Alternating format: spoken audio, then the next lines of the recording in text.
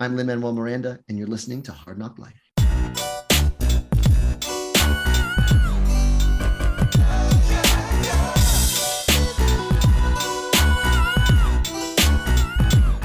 Well, it's the NOC in full color, you see me? The Hard NOC Life, comics, movies, and TV, yeah. Welcome to Hard NOC Life. I am Keith Chow.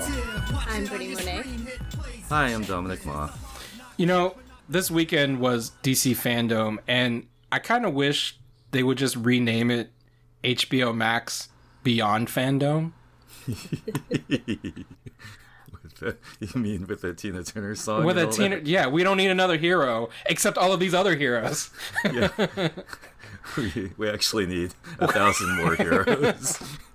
All the heroes. I want that to No happen. ending of the heroes. That's my pitch to Warner Brothers.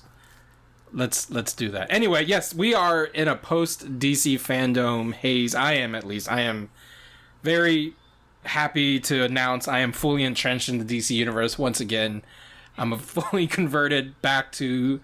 I never really left. Let's be real. I mean, I got a fucking Man of Steel poster right behind me. Even the Zack Snyder stuff. And I see your little Batman down there. I got a Batman. I got several Batmen everywhere. Like I'm back, baby. The DC world. I'm back, fully entrenched in the DC world. It was thrilling. They teased lots of good stuff. They showed 20 trailers and previews of things, and they reminisced on various other properties. And I'm sorry, I just said properties. I didn't mean to say that. Stories that we love, characters that we enjoy. Intellectual properties. Well, before we get going, I guess we should probably tell people who may not know what DC FanDome is, what it is. DC FanDome, it's a one-day event online open to anyone who registers, where DC previews all their upcoming releases across movies, TV, video games, and comics. They show you a bunch of trailers. Most of them are available now on YouTube. They started it last year during the pandemic, and interestingly, they're showing new trailers of things which still haven't come out because of pandemic delays, but that's the way it goes. And I thought it was real cool. And I'll say I'll prefer it to the Marvel thing, which is where they show all their previews in an investor meeting or secret D23 enclave. This is very open to whoever is interested in that kind of stuff. Yeah, absolutely. I mean, that's the best part about it, is that the dirty little secret is they ask you to register. You don't have to register because it streams on YouTube. You don't really even have to register. Yeah, you're right. It live streams on Twitch, YouTube, Facebook, Twitter. It's available. Anyone who goes and finds, and you can watch it live. I sat and watched the whole fucking thing, 3 hours, just glued to my television screen. Brittany, I know you said you were unable to watch it. I know you caught some of the things post FanDome, yes, but you were unable to watch it. Had you not been busy, is it something that sounds even interesting to you, that to sit back and watch a 3-hour commercial for DC? I don't know, because I don't even know if I would actually do that for Marvel, and everyone knows that I prefer Marvel. Maybe I think for me that's something that I would enjoy more in person than streaming it at home. I don't know. For me, that type of event, I think I would prefer in person. But parts of it seem cool. Yeah. I think the panels would be more fun. If they actually have, panels with people, I feel like that would be a little bit more fun. Because I always watch recorded panels from, Comic-Con. So, right. Yeah. I mean, it was a convention experience condensed to being a live stream 3-hour show, right? Because there were panels, there were trailers and reveals. But, I kind of like the fact that it democratizes that experience to people. Because not everyone can go to Comic-Con. Not everyone... Even people who go to Comic-Con, not everyone can get inside Hall H, right? So it brings that Hall H experience to the masses. And, I think that's really cool. There is an elitist kind of feeling when you're in Hall H. You're like, ha ha ha, motherfuckers. I get to see this shit that y'all don't get to see. Because ultimately, even in Hall H, you get to see the trailer, as soon as it's debuted in Hall H. Those of us sitting in Hall H get, a 30-second bragging right? Because as soon as trailer comes out, it's on YouTube 5 minutes later, right? So this just kind of cuts out the middleman and gives it directly to the people. Yeah, it does democratize that Hall H kind of thing, and it's oriented towards comics fans. As we were saying earlier, the aesthetic is very, comic book characters. It's not just for people who've come into it from the movie and TV world. It doesn't seem fancy. It's open up to young people. Yeah. It's there's, even though like some of the things it's advertising, and let's be real, it is an advertisement. It's a 3-hour commercial. Are like R-rated, you know, like Suicide Squad stuff, Peacemaker stuff was like for adults, Harley Quinn for adults, but there was still like a wholesome feeling that you can watch the whole event with your family, even if not everything is, because you know they did blow a guy's head off in that Suicide Game trailer. True, but it was sort of wholesome at the same time. I mean, it was just animated. Well, like, but that's what I'm saying. Like, I mean, and that's, you know, you can't complain about DC, like the tonal shifting of DC. It does go from like ultra violence to like, you know, Bat Wheels. You know what I mean? Yeah. Where Bat Wheels is this like preschool cartoon where all of the superhero vehicles are like, it's like Cars but with like the Batmobile. Oh now that you say that, that's really interesting because they do this total shift quite a lot. In the middle of it, there's, you know, the fun kid-oriented Batman new cartoon, which I didn't think about. And the whole thing is leading up to the Batman trailer, which is like the darkest, scariest version of the Batman ever. This brutal, like 7... Bang, boom, pop, kids! And here's our closing event. Batman just wailing on a guy. Yeah, Batman brutalizing a guy to a Nirvana song in a kind of scary way. Okay, see ya. But, you know. Yeah. Kids are going to be messed up. There's nothing else we can do. True that. So, I mean, that's the thing. Like, I think part of the appeal to me is that as a kid, speaking of kids, I love those, like, fall preview specials that would come on, like, NBC or ABC that's, like, it will come on in, like, August or September and be like, hey, kids, you know, this fall upcoming, it's Family Matters and, you know, Fresh Prince of Bel-Air and all that kind of, like, here's the new episode, here's the new characters you're going to meet, or, like, Saturday morning cartoons this year is going to be this, that, and here's the whole slate. That's what this felt like to me, and it gave me that kind of nostalgia as well, that, like, just to see what's upcoming, TV, movie, video games, comics. It was exactly like that. Mm-hmm. I'm all in on DC Fandome and the DC Fandom experience. So, what are some of the highlights for you guys? And so I know, Brittany, you didn't get to see most of the event, so I'm assuming the one thing you did get to see was your highlight. What is that? The Batman trailer. Like, I did see the Naomi clip because I know I am doing the Naomi podcast with the DC TV podcast, but, you know, the Batman trailer was epic, and Batman's always been, like, you know, one of my favorite characters since a young age, so it was really nice, and it really felt like, I know some people are saying it feels too much like the Nolan, but I feel like I saw a little bit of Tim Burton vibes in there, and some, even Schumacher, so I feel like it's a nice little medley of all of those into one.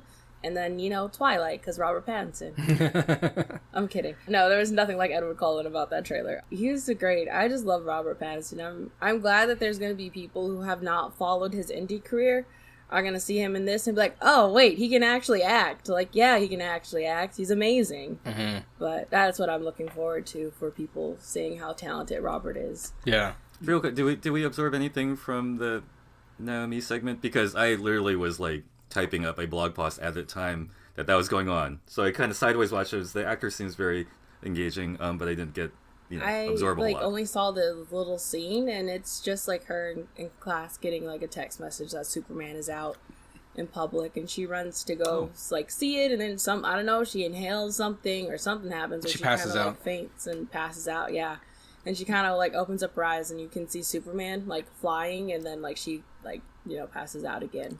So that was a little teaser, so... Interconnectivity. Well, the question I had is Naomi set in the Arrowverse? Do you know? That I am not 100% sure. I know she's like just like a superhero, like Stan, kind of like how Kamala is from, you know, Marvel. I feel like it's that kind of same thing. So I just don't know exactly what her powers are and stuff. I have the book. I haven't read it yet. It's so bad. Like, everyone knows I have my list of, like, books that I need to read. I'm currently reading The Rising Storm for the Star Wars set of books. So, yeah. Well, I mean, Ava DuVernay has 2 shows for DC. She's working on Naomi, and she's also working on DMZ, which they showed some, not footage, but, like, behind the scenes. DMZ, it's a show on Hulu. I think it's Hulu. DMZ, yeah, it's like a Vertigo book that Ava is directing, and it stars Rosario Dawson, and it's like a post-apocalyptic, the United States had a civil war, and there are like demilitarized zones between like the Free States of America and the United States of America, and Okay. it kind of navigates that space. And it's based on a really classic Vertigo graphic novel called DMZ. But I think they've just used that as the inspiration, because I think in the panel about the show they were talking about how they like took liberties with some of the characters. They made some of the characters who were more in the background more prominent in the show. I'm really excited about that one. But it was really cool to see Ava be part of FanDome so much because of the two shows, and it just made me wish she was still doing New Gods, because it's like It's gonna happen again. They'll come back to it. Especially when you see like the Eternals trailer, like it just looks so good. And there's people who like get on my nerves. They're like, it just looks so boring and stupid, and Marvel needs to stop. Whatever. Those people get on my nerves. It looks really good. Like, I think there's a lot of people who are like, oh, who don't even normally like Marvel movies. Like, you know what? I'm on board for this. And it makes you just wish that, you know, Ava got to do her thing with her set of god characters. Like, the gods, obviously. Like, I mean, she was working with Tom fucking King on it. I mean, how, like... Yeah. Anyway, well, I'm not here to, like, complain. I'm still excited for... Yeah, you're all happy, right? Positive. One of the things I appreciated with FanDome was it's just so comprehensive and spanned a whole lot of things. I thought it was just, other than the like big tickets premiere things, which I'm sure we'll talk about at length, I just wanted to mention a few things which happened. Like there was Stargirl, which any thoughts on Stargirl? I haven't been watching it, although this season, current season, they've been really leaning into the Justice Society stuff, and the Jay Garrick from The Flash is on Stargirl this season, so it's kind of like Wesley... John Wesley Shipp in Okay. his Flash costume, Jay Garrick costume. So it's not like they redesigned it. Okay. Full disclosure, I don't watch Stargirl, so I don't know how they're explaining. I've heard really good things about it, that like a lot of us were misled by some of the trailers for the first season, because there's this one, she's one of my co-hosts for Black Lightning, and I think she's gonna kind of do Naomi with us every now and then. She's very like critical of DC because she just really loves DC, and she's like our comics expert on both of the podcast, and she really loves Stargirl. So if I know she loves it, then it must be legit. So because I know how critical she is of like, you know, the CW stuff. So yeah. Were you Just throwing that intrigued out by there. the Stargirl clip they showed on the FanDome, Dominic? No, I just wanted to throw it out there so we could get a little mention of it, just in case. I mean, I'm making your editing job weirder. The Blue Beetle. They showed some. Well, they talked to some guys who are developing Blue Beetle. That was very. I saw the. They showed the costume. They showed the costume. Yes, that looks awesome. Nice to have some Latin voices in there. Okay, I actually missed.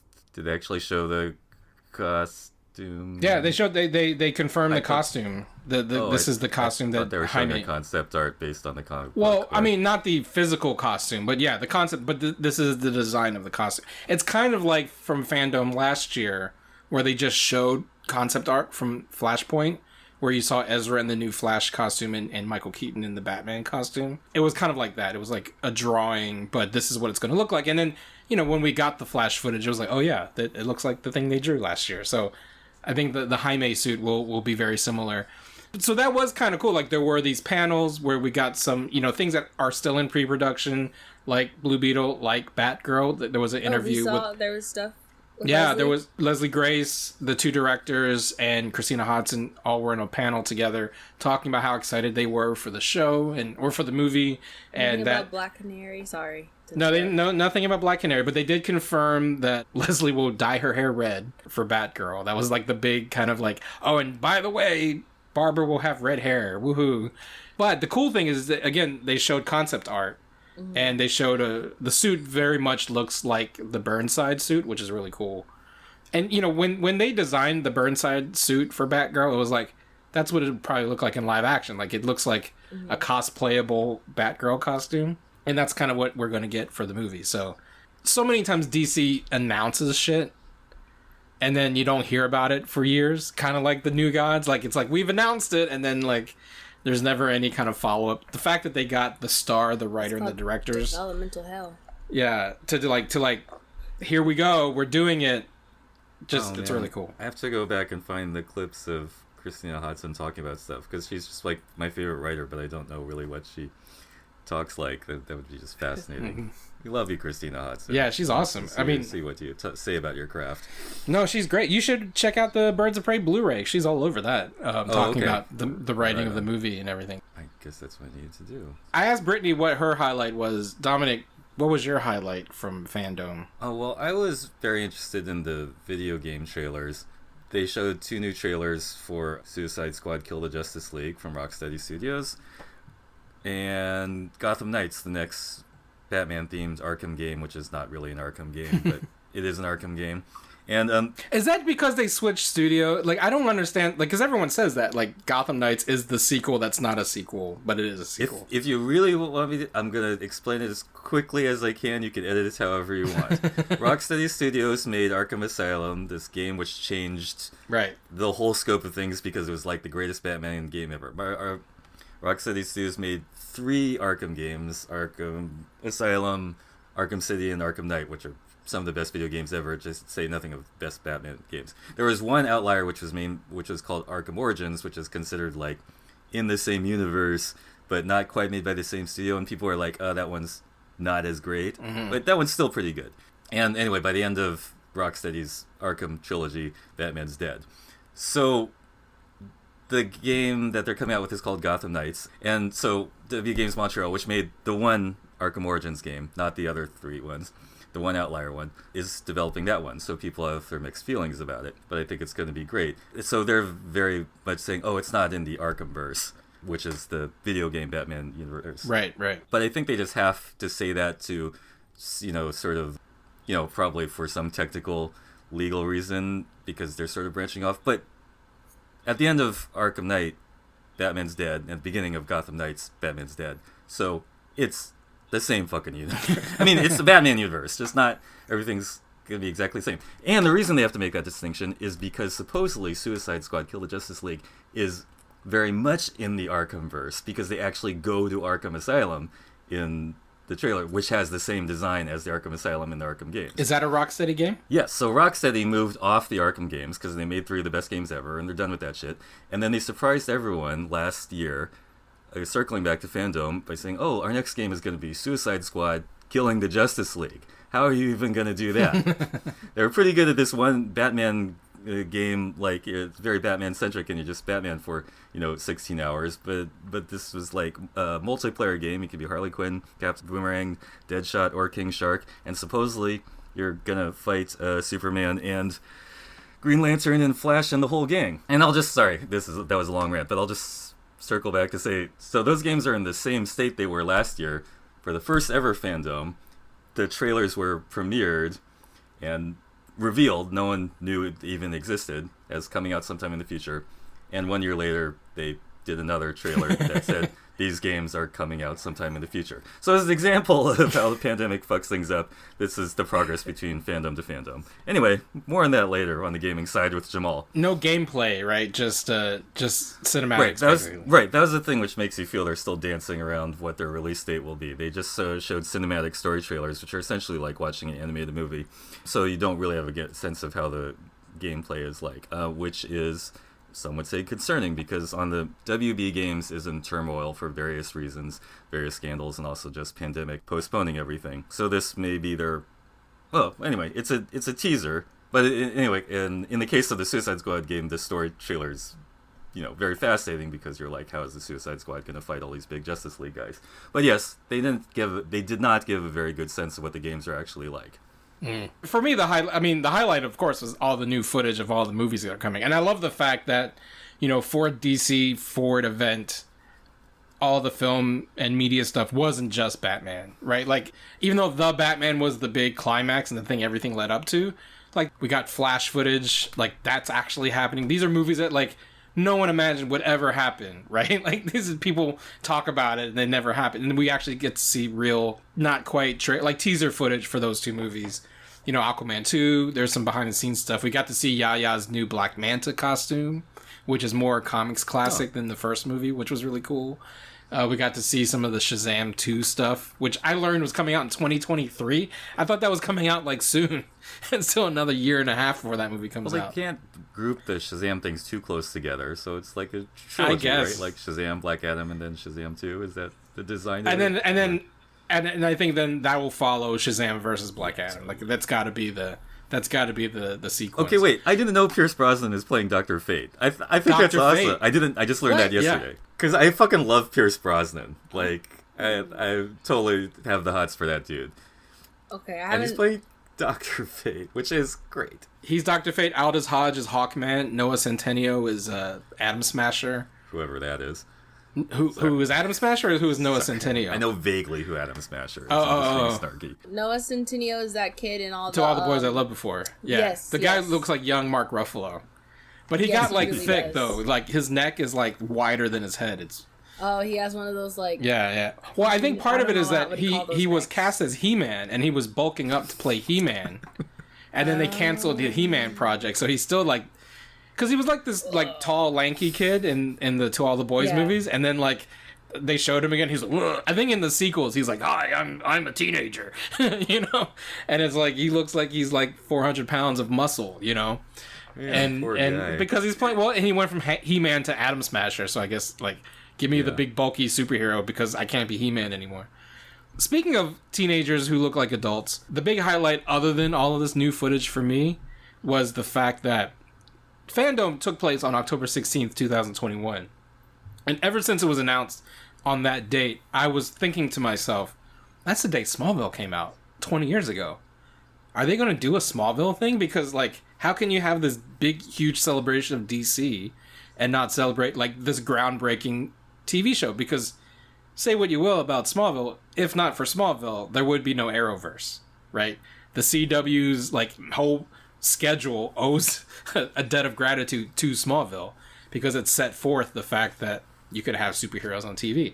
And so it was like just this weird kind of like coincidence that's like it's happening on the anniversary, but there's been no announcement of any kind of Smallville content. And what would it be, right? Like some of the Smallville actors are controversial nowadays, so maybe they don't want to like lean into the Smallville of it all. And so they surprised fans with this really cool panel discussion between Tom Welling and Michael Rosenbaum, Clark and Lex, and zoomed in a couple of the other actors from the show who've come and gone. And that was really cool. I was just like, it was just nice as someone who is such a huge fan of Smallville. Like I have my Clark and Lois Funko Pops behind me to see them like celebrate the show that again is the patient zero for superheroes on TV right now. I can't believe you just said patient zero and that I was going to make a ground zero Sorry, folks. I just wanted to say Smallville and 9/11 are the same age, and that's really weird and fucked up. That's what we've been growing up with. Yeah. That shit happened in the same year. Kristen Crook, who zoomed in on who played Lana on the show, they were like the original three on Smallville, zoomed in and brought up that point. Like, there was something cathartic about Smallville debuting a month after 9/11. Very much so. It was a weird thing. We were processing this incredibly weird real world event, and then there's this pop cultural event, which is, a superhero show that's doesn't quite get to the superhero thing in the traditional way. Like, ever. For a decade. Right, forever. Really. But like, you knew where it was going because it involved the most famous superhero. And there was something, that was a big deal at the moment. Yeah. So anyway, that was really cool. And I just was thankful, again, as a longtime Smallville fan, to see Tom and Michael kind of like reconnecting. And again, giving that show the respect that it deserves. Because I think sometimes people forget. Like, they think Arrow is the origin point, and it really isn't. It's Smallville. And also shows like Riverdale. It was Aquaman. Yeah. Well, that's what I was about to say. Green Arrow. Well played. Was it Aquaman? Well, Green Arrow was supposed to be the spinoff. Like, the original plan was Justin Hartley would get his own Green Arrow spinoff from Smallville. That fell apart, and they still had, like, this Green Arrow IP. They were like, well, let's just give it to this Canadian guy. And, like, talk about full circle, Justin Hartley was also part of DC Fandome because they announced he's playing Superman in the Injustice movie. So he's kind of graduated from Green Arrow to Superman, and I thought that was just kind of funny. Animated or live action? Animated. Because I was like, he doesn't look like Superman. He looks like Aquaman. Well, there you go. Because he is. He's the Aquaman. They're not doing a live action Injustice movie. That would have been the Zack Snyder. That would have been Justice League Part 2. Yeah. They are doing an animated one. Here's what we'll do. Since Brittany, you missed so much of the footage that wasn't the because Batman. you have a real job to do. We shouldn't Because keep you leveraging this life. against you. Let's not. I We're answered the nerds who call watch of this the for 4 siren. hours. Yeah. You had to live a life, and meanwhile, I was like, hell no, I'm watching TV. I'm watching my computer for 3 hours. Let's take a break, and after the break, let's watch some trailer footage together. How about that? Support for Hard NOC Life is brought to you by Manscaped, who is the best in men's below-the-waist grooming champions of the world. Manscaped offers precision-engineered tools for your family jewels. Manscaped just launched their 4th-generation trimmer, the Lawnmower 4.0. You heard that right, the 4.0. So you can join over 2 million men worldwide who trust Manscaped with this exclusive offer for you.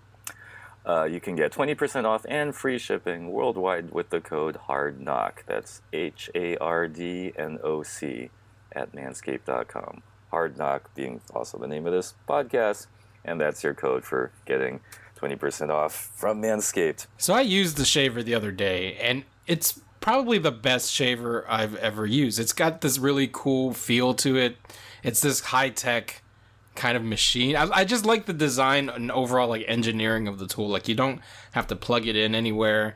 It's really cool. I'm really thankful that Manscaped shared some of their tools with us, and I'd be very excited for you out there to check it out yourself. Brittany, do you appreciate a well-groomed man in your life? Of course I do. There's nothing else to put to it, you know? Being groomed down there will get you hard knocked. There you go. And that's why you use the code HARDNOC, HARDNOC, when you go to manscaped.com and order yourself some Manscaped products. Your balls will thank you. All right, we're back. So let's just get into it, since we're going to give you, Brittany, the fandom experience I'm excited. in a condensed form right I mean, now. it's more fun with you guys, so. Well, there you go. You can pretend we are watching it all together for the first time. So we're gonna look at both the two clips that you didn't see. You didn't see the Black Adam clip, and you didn't see the Flash clip. So we're gonna watch those together. This is gonna be all new to you. You hadn't seen a second of this ever. Yeah, so I apologize in advance if I make any weird noises or whatever. So we're gonna start with the thing that they That'll showed. be fine. We're gonna start with the thing they showed first, which was the Black Adam trailer. So let's check that out, and we can react in real time.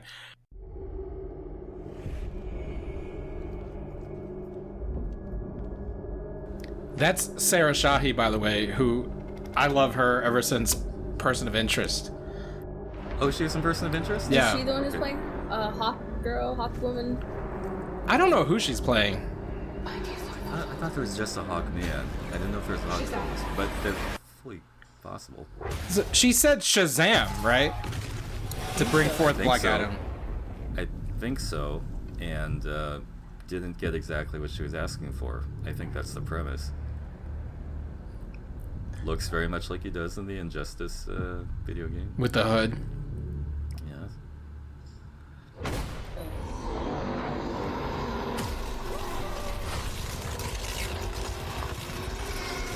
Kinda looks like Dr. Doom in a Oh my Fantastic Four gosh. movie, but that's okay. The most electrifying man in sports entertainment, people. Who is he, Neo? Yeah. Felt one of those bullets.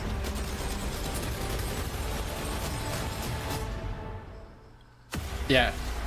Good luck with that, Zachary Levi. He's gonna kill my baby. Well, you might kill your baby. Oh my god, he's Really gonna kill might. my baby. He's a badass. That was cool. Yeah, so what did we think of the Black Adam trailer? It looks good. It looks... that guy got crispified. Wow. Yeah. So, you know, it was funny, like, because there was a scene in the Batman trailer where Batman, like, electrocutes a guy while he's choking him, and I'm like, is this a thing in DC now? It's a kink they're into. Definitely. Yeah. You don't keep Hi, shit. kids. This is what we do at DC. So, Brittany, you said you were not really that excited about the Black Adam movie to begin with. Did that teaser change that for you at all? A little Or? bit, and I think I'm just also worried about what's going to happen to my baby Shazam. So, you know. It might get dark. He really might end up dead or with a very big problem they has to work out in Shazam too. Yeah. So I have seen some concern that like Black Adam is supposed to be this really like villainous, you know, character at the very least an anti-hero. And people were worried that like The Rock is so likable and he's so charismatic. How is he going to like play this character? And I'm like, these are people who've never watched wrestling because The Rock was a heel for like a very long period of time. Like he was the back people, like he was still electrifying and charismatic, but people booed the shit out of him, right? And you know, I think he can be he's maybe never been a bad guy on screen. Yeah. But I think he'll do a good job being an asshole. When did Black Adam become like an anti-hero though? Like, because I always thought he was always a bad guy. Like, but like they talk about him being like this anti-hero Namor-ish kind of character where he's like a bad guy, but he's also a good guy. But then he's like a bad guy, a good guy you can't trust. All this kind of stuff. I don't know. I've not read any comics where he's like an anti-hero, right? Like he's always the bad guy. It might be like a modern comic thing. If anyone who's watching or listening right now, please tell us in the comments if we're missing some stuff on like the modern Black Adam stuff. Okay. Well, there is some things like when the Justice League fights a really big thing, Black Adam ends up throwing in with them because it's like the fucking Anti-Monitor or something, right? And but it's not in the sense like I don't know. I wouldn't say Namor, but so that was Black Adam. Right. Full disclosure, this is the shit that I was like geeking about the whole day. I'll probably geek about watching this one too. I just haven't seen it yet. I have to watch this twice. So let's check out the first teaser footage from The Flash. Oh my gosh.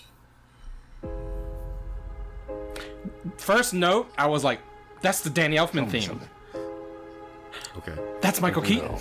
Anywhere you want, right? And that's a Prius. Any timeline, any universe.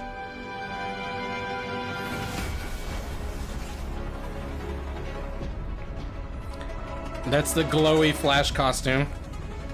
Why do you want to stay and fight to save this one? You change the future. And you change the past. Old costume, right? Older costume there. Costume ring.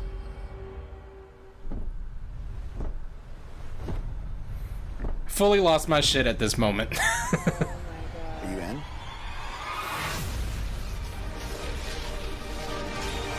Wait, was that you? Ezra's? That sounds like Grant Gustin's theme, doesn't it? You know what that is. Yeah, baby. I guess from the shape of the cockpit, you definitely know what that is. That's 100% Wait, was that the two Keaton Ezras Batmobile. though? The two Ezras. Wait, in Flash costumes and Sasha Calle as Supergirl in the back. Is one of them Impulse? No, I Or think are you saying they're that's both two Ezras? they're both versions of Barry. I think two different versions of Barry. Interesting. And I did hear the Grant Gustin theme. That sounds like the Grant Gustin theme in the like Flash theme, He gonna which be is in kind of this cool. movie? You know what? I also thought was really interesting. It's only fair if he's in this movie. Right, because Ezra was on. on the TV show, so Grant has to like at least make an appearance. What I did find interesting, and this may be like conspiracy theory nerd brain and overdrive, is the shot where we see Keaton's bat ears from behind. You also see a waterfall, like a hole in a waterfall, which isn't in part of the Keaton bat cave. Isn't that in the Nolan Batman? The Nolan back, and you hear like the bat flap in the score, like shadump, shadump, like that is the Dark Knight bat theme. Is Christian Bale in this movie? Like, all the Batmans. Because we know Affleck's in it, we know Keaton's in it. Comparing bat caves, that's Do you think good. But Pattinson's the in it bat too? cave that's the Bale bat cave. I And when we demand see- justice for George Clooney. Well, maybe Clooney and Wait, does Kilmer he will show. not drive through the waterfall once in the old ones, or does he never? There is do no that? waterfall in the Keaton bat cave. Never. Okay, Not once. Not even in the Clooney one. That's what I'm thinking of. There might Clooney and be. Kilmer. Or even did Kilmer have a waterfall? I I'm don't not think they trying had to, like, waterfalls. mess I don't with know your that. theory No, here. no, no. I think But no, it's a good theory. But it's like it looks like the Nolan Batcave, and you hear the Nolan Batman like wing flaps that should whenever Batman ever made an appearance. I'm not saying Bale's in the movie. I'm just saying His waterfall might be in the movie. they were tugging on my bat strings Yeah. with the bat. I mean, it was just enough to hear Keaton's voice Yeah. and to hear the strains of the love theme from the first Batman movie, and to see Wayne Manor from the '89 movie. Like, that's clearly Wayne Manor. I don't know. I'm a sucker. Like, you can see behind me, like, my shrine to the Keaton Batman. I have a soft spot for that movie, and that the bringing him back in the bat suit. No, it's very Give it to important. Speaking of Yes. things like progenitors like Smallville, did you get the feeling from, again, this is the first ever of this Flash movie, first thing we've seen at all, the vibe where he's on the street and coming up to his mom, it seemed like in the Flash TV show. I got that Very vibe, much so. It felt same like staging kind of. I thought so too. Like, the house looks kind of like the Nora and Henry's house from the show. Yeah, it very much feels like. I almost thought it was the Allen household from the TV show, but it's clearly not. It's a different house, and they've cast different actors to play the parents. But, like, to your point, Ezra made an appearance in Crisis. It's only fair Grant Gustin gets to show up I for still at least can't a believe they cameo. pulled that off in Crisis. Like, the fact that they had always tried to keep them so separate, and they just had that moment with them. Like, oh gosh, I hope Grant gets that, because he really, and this is nothing against Ezra, but Grant really has been so wonderful as Barry, and I really do think he really deserves, like, those flowers, like, hardcore. Like, Yeah. it like, it's kind of sad that he's not getting to do a big movie like that. Like, because I he's so almost good. wish, like, I don't know what the story is. I mean, other than it's clearly based on Flashpoint, but I don't know why there are two Ezra Millers. Like, I almost feel like if you're going to have two Flashes, you should have just brought Grant in. Yes. Let Grant be the second Flash. Unless they're messing with us and it is actually Grant standing there, but to keep things secret, they filmed a scene where it's Ezra and Ezra, Yeah. so that, like, That's possible. But I know, that I is think possible. from To throw the us off. behind the scenes footage, there are, like, it's proof that Ezra's playing two versions of Barry. okay. But Okay, which is fine. Do we need that much Ezra Miller? well, yeah, I mean, I will say, Sorry. like, that's my point, though, right? Like, if you must have two Barrys, And because that doesn't really play into Flashpoint, the comic, as I remember. It's not like he meets some alternate versions of himself. He meets other people in the Flash family, including Reverse Flash, Dr. What's-His-Face, and all that stuff. Unless I'm misremembering. other than too many Ezras, I know you said you were not a fan of this footage, Dominic. Why are you a hater? Hey, it's not that I'm not a fan. It's just, it's a very troubled production, as we all know. It's been in development forever, switched writers and directors all this time. We're very happy that it landed on Christina Hodson, because she's the best writer for this kind of stuff. Demonstrably, the best writer for all these tasks. And I guess they're still in production, because that clip says still in production. So even though they have supposedly a hard release date of November 4th next year, they haven't quite locked in on it yet, because we know any number of things can happen. And really, it's just such a messy, ambitious story involving Flash and time travel, Batman and all these things. Batman, just any number of things could happen. I think people will be able to follow it perfectly fine because of a certain, friendly neighborhood Spider-Man.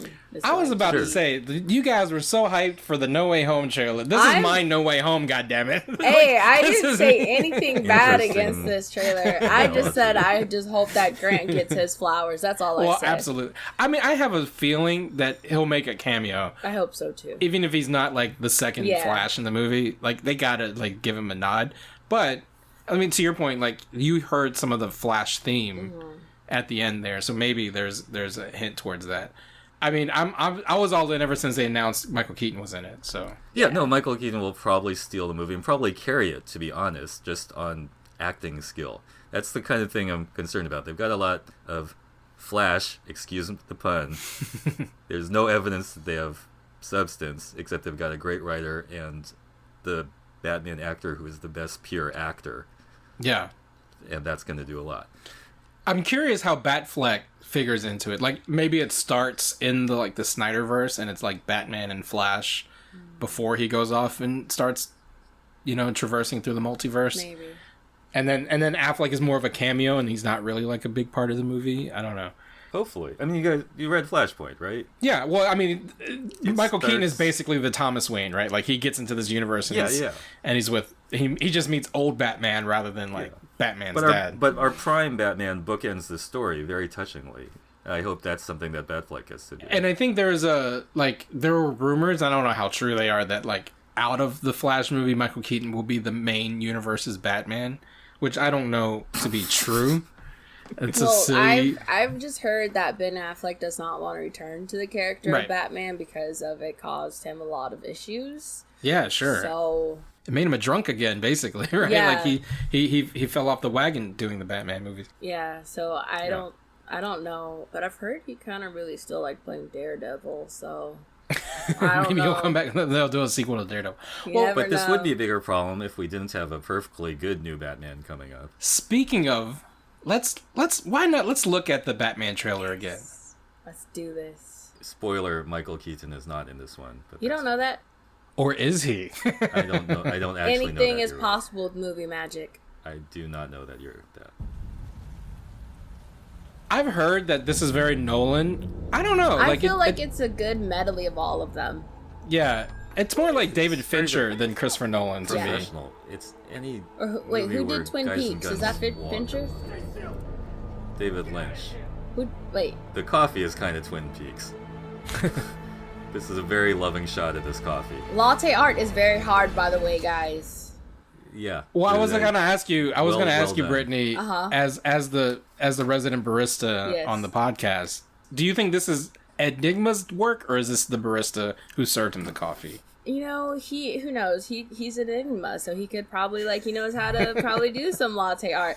I have tried. It's difficult. Every time I try to make something, it looks like something inappropriate, so I've given up. Question marks would be hard to not make. I try to make inappropriate, it like an actual cat. Right. It does. No. Fear. They really love the Nirvana song though. When that Yeah. light is- Nirvana song Because again. he's same emo as last time. Batman. I don't know, not just hardcore emo Batman. In the way. It's a warning. Those guys were in the. Instagram frame shots. These guys were in the first trailer, and there's been speculation that they're inspired by the Joker, kind of like Batman Beyond. Yeah, I was gonna say that they reminded me of the Joker's crew from Batman Beyond. Yeah, and there's also the Batman Forever gang that wore the skull makeup that Robin fights. Oh yes, I remember that. So they kind of look like that. Quick, if you guys watch Titans, this kid back here, Jay LaCourgo, he's the guy who plays Tim Drake on Titans. He's a thug in the Batman. So the multiverse is already collapsing. I haven't watched the new season of Titans. And then Batman kills him. Just kidding. That is I mean, fucked up. Pattinson's Batman moves. Look at that dude's eyes, just alone, right? Not that guy's eyes. Pattinson's eyes. Look at that. He's Edward Cullen. Look at how intense his Batman is. Oh yeah. Have you seen him in other movies? Because he's man, what an actor. I'm sold. I'm already sold. Okay, real quick. What the hell does... What did he say? Where's the gun? Where's the gun? That's what he said? Where is she? That's what I thought he said. Yeah, I thought. Where is yeah. she? This part is terribly like the Noah Can take care of thing. himself. But it's fine. But again, I love how expressive he is in the mask. Well, the mask. they've just I got think the mask to look is better over the expressive, years. And then he's an eye actor. Yeah, he's definitely an eye actor. Yeah. It's an eye fucker. You don't have to keep that in. And I love how Selena Kyle forward this trailer is.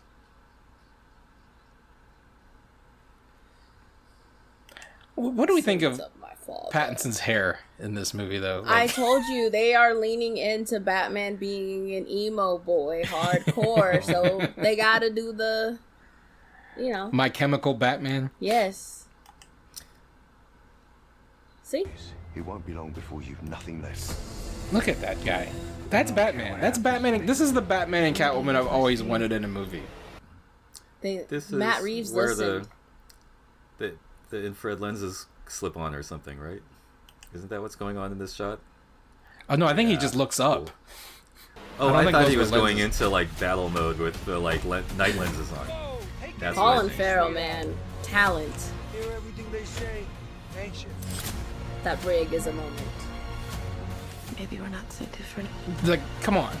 This is the most Selena Kyle they've ever had in live action. And that red wig is just a moment. I'm sorry. It's so. Red wig, cool. Oh, when she's walking through the club. Mm-hmm. Look at that.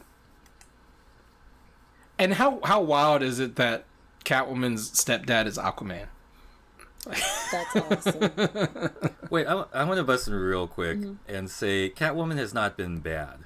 Catwoman is not one of those characters in the movies who has been bad. My opinion. Yeah, absolutely. I mean, She's Anne Hathaway, been real Michelle cool Pfeiffer, in most of Julie them. Newmar.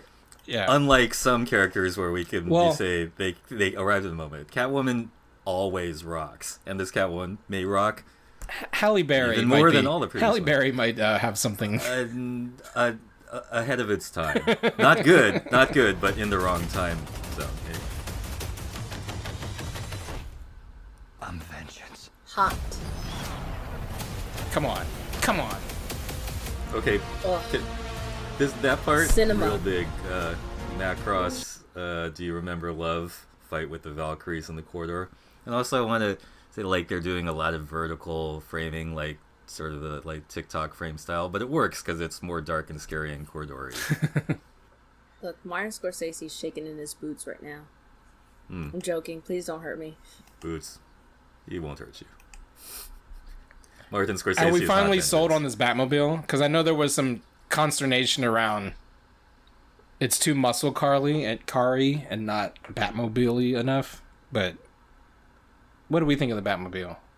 I like it. I mean, Was it based on a Dodge Challenger or something? I don't know what cars. Jim Gordon. Yes, the Watcher. Jim Woo!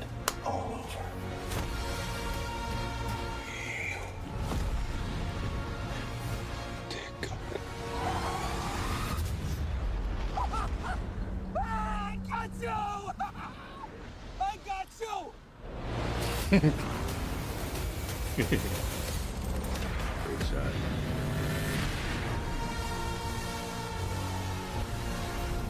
What I love about that scene is those are actual cars running into each other. Yes.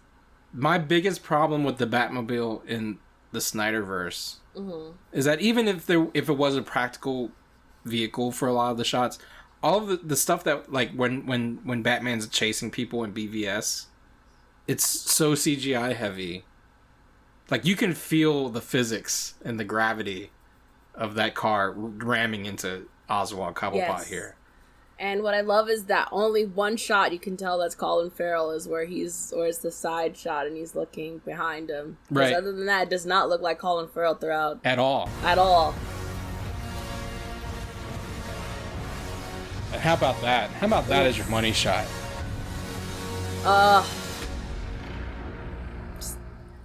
Beauty. March I 4th. cannot wait. It's a little weird to have a Batman movie come out in March, though, I have to say. Yeah, but I still go see it. Yes. It's I mean- so exciting. Oh my god, that was so much fun. That was so fun. I like that the theme song still sounds like The Empire Strikes Back. 'Cause there's just It's a nothing little wrong Imperial with Marchy. that. There is nothing wrong with that. They said, all movies should have the Imperial March. Dun, dun, dun, dun, dun, dun.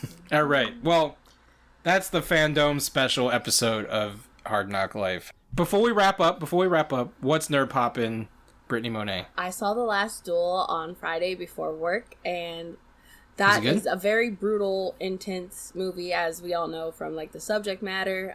It is about a rape case, so if you are triggered by that type of stuff, don't see the movie just because they show the rape scene twice in the movie from two different point of views. Because it's kind of like Rashomon, right? Like everyone has their own recall Yeah. of events, right? Yeah, the only thing, like, there's like one thing is like, okay, the actors who naturally have accents, they had their accents in the film, whether it was French, English, whatever. But then like the American actors had an American accent when this movie is supposed to take place in France. Like, that's one of my pet peeves. So like, I don't know, I feel like it's more obvious with both like Matt Damon and Ben Affleck when they're talking, because they just, it's them. And I don't know, and their characters are supposed to hate each other in the movie, and that was hard to believe because, you know, they're like best friends, and like Ben Affleck's, oh, I hate that dude, he's an asshole and he's stupid, and you're just like, but yeah, it was a good movie overall. Jodie Comer's just, she was so good in it. I hope she gets some type of recognition because she did really well. Cool. Yeah. Dominic, anything nerd popping? Well, we didn't mention it, but Dune is coming out this week, and that's a big deal. Or is it? I don't know.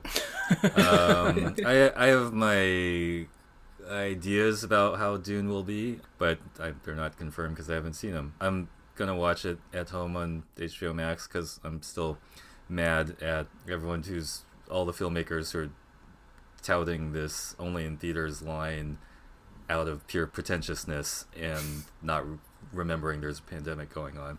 Y'all can chill with that. We have, we gotta see it safely. It doesn't matter how big a screen it is. But Dune is a big deal. We'll see. I think it may end our precious fascination with world building, because it's only the first half of the movie that is literally just about building the world and doesn't actually get to the meat of the story. You don't even, not really going to get into the Fremen and Chani and all that. And so people may be like, oh great, we got this big world. Fucking, where was the movie? Anyway, but we'll see. Go carry on.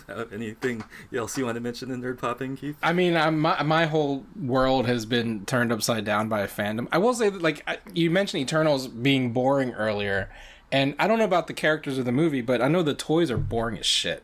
Like, they don't, like, there's nothing exciting about the toys. I don't think Eternals is going to be boring. No, I don't know, but you said people are saying, but yeah. I am complaining about the toys are boring. Mm-hmm.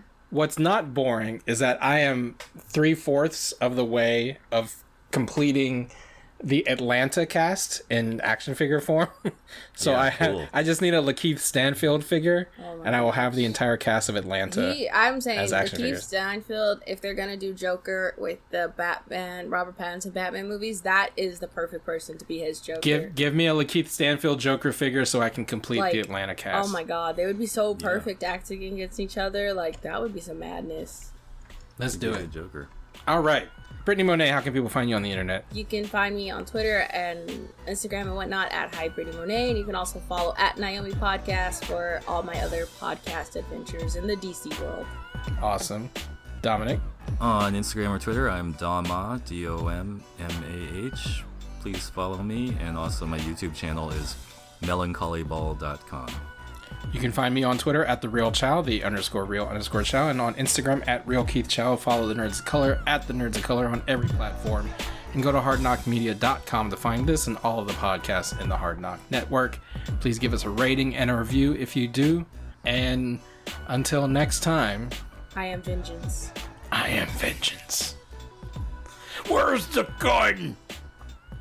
You wouldn't give it to an ordinary citizen. All versions of the Batman growly voice make me a little like, they just make me giggle. Pop culture with a different perspective. Watch it on your screen, hit play, so check this. This is the Hard Knock Life, but not the chicken kind. More like the people.